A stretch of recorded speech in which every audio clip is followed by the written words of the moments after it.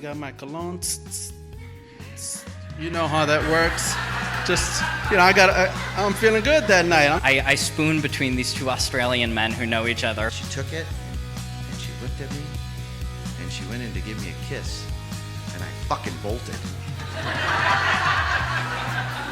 I panicked. I don't know what the hell to do with that. And like Leah pushing me against the brick pillar and going, "Who is it? Who's your girlfriend?" And I was like, "It's you, okay?" Imagine if Scarface wasn't about a drug dealer, but it was about a surgeon. That was my dad, right? He'd be like, "Say hello to my little friend." Scalpel. Night gowns. What do you call those? Whatever they are. Evening gowns, thank you. And they are gorgeous. And I am a super friendly guy. And like, I barely like my tongue in my own mouth. Why do I want to put it in somebody else's mouth? Sometimes they have a partner and the partner comes in and chops their head off. And that's what this breakup was like.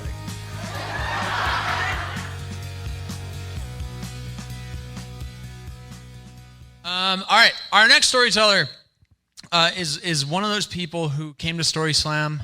I think I've told you this before. And when he came to Story Slam, I kind of got the sense that he was just kind of like lost in a certain way. I can't quite describe it. And I remember at the end of that night feeling like he had found something here. And I think that's really cool. I think what you found is community, first of all. But there's also a different piece of something that you found, and I love that. So please put your hands together for our next storyteller. Hold on, I forgot to say what the name of the story is. Telling the story Lost and Found, please welcome Graham Callis to the stage.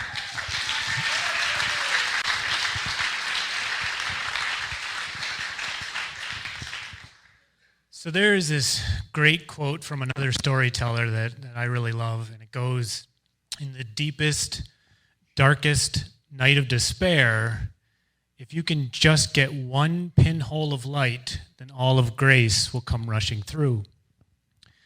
And I like this quote because a few years ago, I was in a place of very dark despair in my life. My marriage of 17 years had just ended, and I thought that I had ended it because my feelings for my spouse had changed.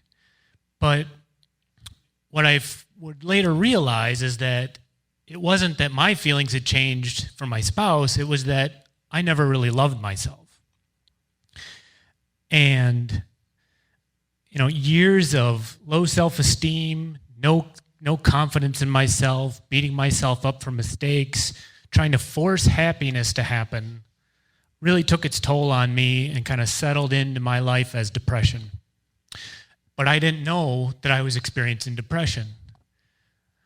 Now, at the same time, my spouse, she was experiencing a depression as well, and she wasn't aware of it either.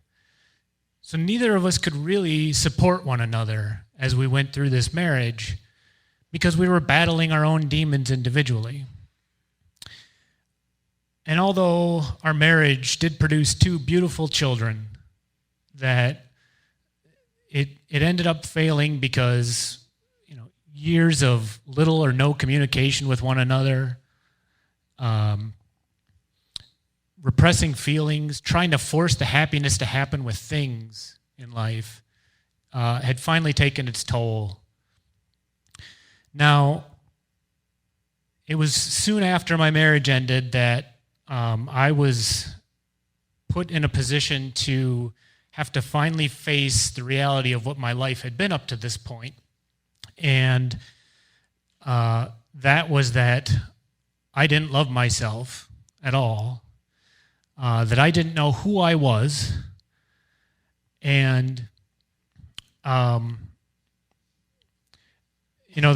reality of that kind, and then I had used romantic relationships for most of my life to fill that void. And that reality setting in on me, along with the openness of the future, not knowing where I was going, and no relationship to use as an anchor, I was lost.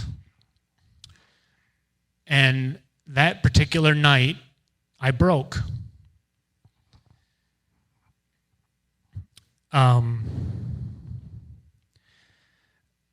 Now, I had for a few years, I had suicidal thoughts, but I'd never acted on any of them. But at this point, the depression had taken control, and I was very vulnerable. I was very, very weak at that point, and it was so strange because it was like I knew what I was doing that night was wrong, but I couldn't stop it from happening. I put this song on that had a lot of meaning to me, and I put it on repeat, and I sat on my couch in my apartment in the dark with a knife sitting next to me on the couch. And I picked that knife up at one point, and I slowly drew it along each of my forearms several times. I put that knife down, and I just waited for the pain to set in because I was kind of determining whether or not I could go deeper the next time I picked it up. And it was at this point that the rational side of my brain decided, no, this is not happening. Here is what you are going to lose. Here's what's going to happen if you do this and you go through with this. And it threw at me the one image that I believe could have stopped me that night. And that was my children crying at my funeral. I collapsed on my floor and just sobbed for I don't know how long. It wasn't long after that I found myself in front of a therapist, and among many other things, the therapist suggested that I get out and do things that I enjoy, which was difficult because over the past 5 years or so, there wasn't much that I actually enjoyed in life. However, there was one thing that brought me peace, and that was when I listened to storytellers on the Moth podcast. It was something with the connection that I felt with the storyteller. It put me at ease, and it kind of showed me that I wasn't alone in the world. So I went to the local Moth show here in Madison, and during the intermission, I liked on Facebook, I liked the Madison Moth Facebook page. And because there's really no such thing as privacy on the internet, the Facebook suggested that you may also like Madison Story Slam's Facebook page. So I liked that one as well, and I noticed that the following week on Saturday there was going to be a show. So I made plans to go, but there was no way in hell I was going to tell a story because I'm an introvert.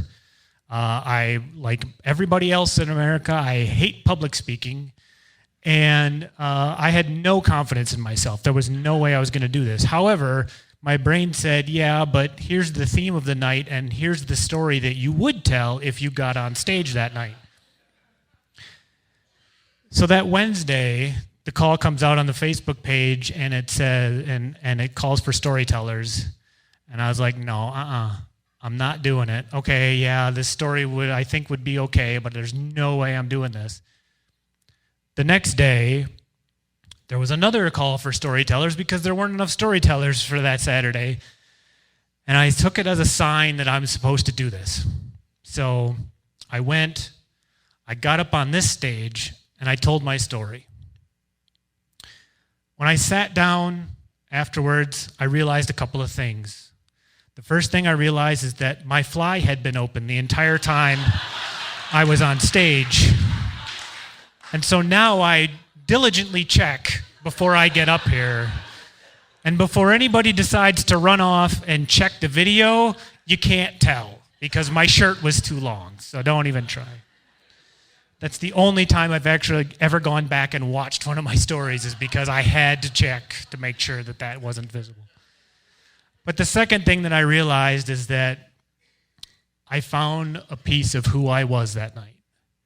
And I have made a lot of changes in my life since then.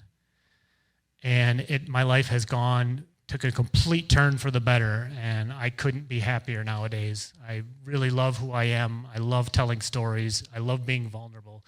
I cannot express enough gratitude towards Adam and Ashley and the entire Story Slam community for giving me that opportunity that night.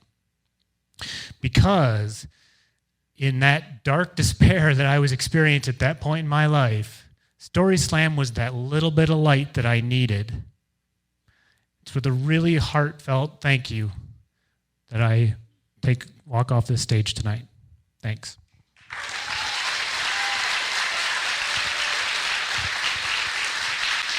I don't know if you're happy with it.